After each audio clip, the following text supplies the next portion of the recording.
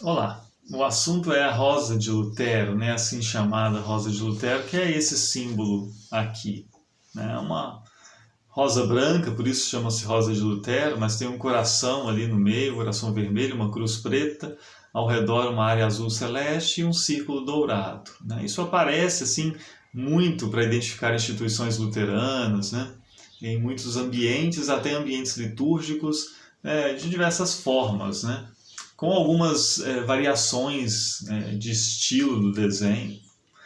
Mas é isso. Né? O que é isso? Né? Que símbolo é esse? E quando ele passou a ser usado, o que ele significa?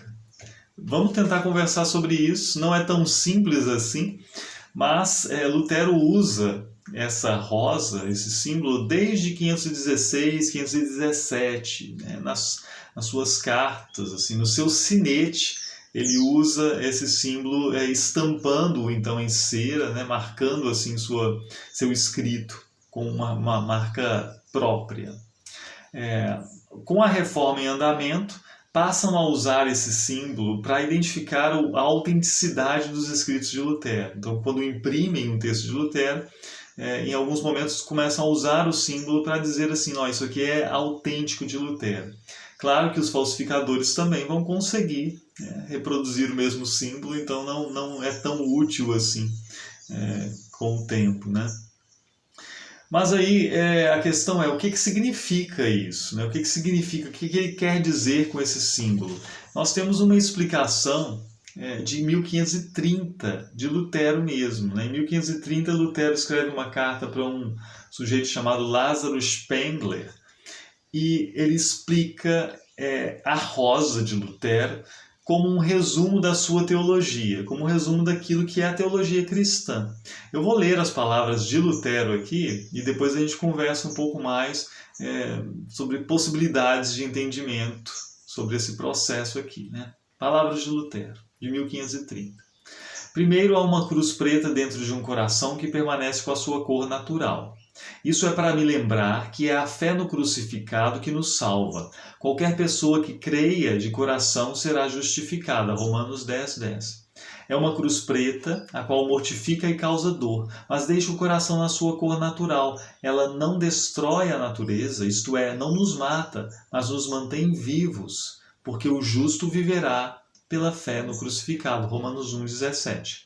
O coração deve estar no meio de uma rosa branca, isso para mostrar que a fé concede alegria, conforto e paz. Coloca o crente no centro, dentro de uma rosa branca e alegre. A fé não dá paz e alegria como o mundo a dá. João 14, 27. Essa é a razão pela qual a rosa deve ser branca, não vermelha. Branco é a cor dos espíritos e anjos. Essa rosa deve estar colocada numa área com azul celeste, simbolizando que ter um espírito alegre e fé é o começo da futura alegria celestial que começa agora, mas é apreendida na esperança, ainda não completamente revelada. Em volta da área azul há um anel de ouro para simbolizar que a bem-aventurança no céu dura para sempre e não tem fim. A bem-aventurança celeste é extraordinária, além de toda a alegria e melhor que qualquer posse, assim como o ouro é o metal mais valioso e precioso. Essa é a explicação de Lutero de 1530. Uma questão que eu coloco é a seguinte, né? Se o símbolo passa a ser usado em 1516, 1517, e a explicação só aparece registrada para nós, né, em 1530, será que o que nasce primeiro é o símbolo ou a explicação? Ou seja, será que Lutero, quando desenhou esse símbolo, ele queria simplesmente ter uma marca para os seus escritos, assim, uma assinatura, ou ele realmente pensou teologicamente o sentido de cada item ali? Então, em mais de uma década depois, em 1530, com o símbolo já muito mais popularizado, ele resolve explicá-lo teologicamente e pensa assim, bom, deixa eu encontrar um sentido teológico para cada parte disso que aqui está, né? Será que foi isso? Qual seria a possibilidade mais viável aqui? né? Primeiro o entendimento que depois é traduzido em imagem, ou primeiro uma imagem que depois é traduzida em teologia. Me parece, isso é uma opinião que eu pensei aqui, né, enquanto eu estou aqui para fazer esse vídeo, né? Me parece mais plausível que esse entendimento todo não tenha surgido antes do desenho. Né? Que primeiro tenha surgido o desenho, talvez com alguma coisa desse entendimento, talvez a coisa da cruz no coração, fé no coração, coisas elementares assim, sim. Mas essa explicação toda, né, de 530 me parece não estar na mente de Lutero quando ele desenha o símbolo. Por quê? Porque se o símbolo começa a circular em 516, 517, isso acontece antes da experiência da torre, que se dá em 518, que é quando Lutero tem o entendimento claro da justificação pela fé. Ou seja, se a justificação pela fé é tão enfatizada aqui na explicação do símbolo, Lutero teria que ter tido a tal da experiência da torre, teria que ter tido a compreensão da justificação pela fé antes de 516 e 17, para já ter cunhado, né, preparado esse símbolo com a justificação pela fé com tanta ênfase. Então, me parece que é um procedimento assim, né? Primeiro veio o desenho e agora deixa eu aproveitá-lo melhor. É claro que o desenho já podia ter alguma finalidade teológica, né, no básico, mas tudo isso, eu acho que não. A não ser que alguém tenha aí uma evidência mais clara disso, mas que perturbaria o que se entende hoje sobre a experiência da torre ter acontecido em 518, quando Lutero preparava aulas sobre os Salmos.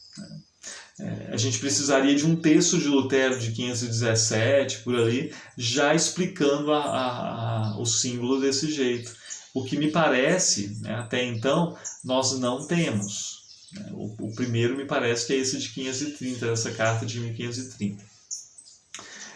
De qualquer forma, um comentário a mais, né, seria dizer o seguinte: essa explicação teológica ela é muito útil, além de ser bonita, ela é muito útil para a gente não ver o símbolo como uma marca meramente de particularismo, mas para a gente ver esse símbolo com um sentido mais amplo, né, um sentido cristão. E isso eu acho importante para a gente poder usar melhor o símbolo. Se ele é só uma marca de particularismo, é isso aqui para marcar território, né? Isso aqui é luterano, se ele é só isso, e se ele é só entendido assim, por exemplo, eu acho que seria melhor deixá-lo ausente do ambiente litúrgico, por exemplo. Eu não acho que, se ele é interpretado assim, né, como marca do que é luterano somente, né, é nosso território aqui, acho que ele não deveria estar em uma cruz peitoral, por exemplo, não deveria estar numa estola, não deveria estar no espaço litúrgico em geral. Se ele é entendido teologicamente assim, e aí a gente vai dizer assim, é um resumo da teologia, não é a rosa de Lutero, né? Não é enquanto rosa de Lutero que eu estou usando, mas como resumo da teologia, e eu quero que as pessoas se lembrem da teologia ao ver esse símbolo, aí sim dá para a gente usá-lo até mesmo no ambiente litúrgico, né? Parece que não faz diferença porque o objeto é o mesmo, né? O símbolo é o mesmo, mas a intenção e o entendimento são diferentes, e isso para mim faz muita diferença. Não sei se faz sentido para vocês isso que eu estou dizendo aqui, mas é a conversa que eu queria trazer sobre a Rosa de Lutero numa semana em que nos preparamos para a celebração da Reforma, né? Aqui na congregação em Miguel Pereira nós antecipamos o Festival da Reforma justamente por causa das eleições, né? Seria no domingo dia 30, mas como tem eleições e aí há pessoas que vão estar ocupadas, né, para votação e tudo mais, não daria para fazer algo mais delongado, nós preferimos antecipar para o dia 23. O culto de domingo então vai ser um culto normal, né, seguindo o calendário litúrgico, e na segunda-feira, que é o dia da Reforma em si, dia 31, talvez eu faça alguma coisa, né? Talvez eu faça um vídeo, quem sabe uma live, não sei, para falar sobre reforma, mais alguma coisa sobre reforma. Apesar de que o assunto atrai muita gente que não respeita a liberdade religiosa que há neste país, né? Muita gente chega com ofensas, assim.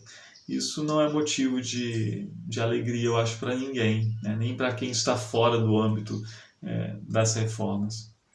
Nem alguém que tenha bom senso, né? É isso, mas isso é outra conversa, quem sabe para a segunda. Bênção de Deus e até a próxima.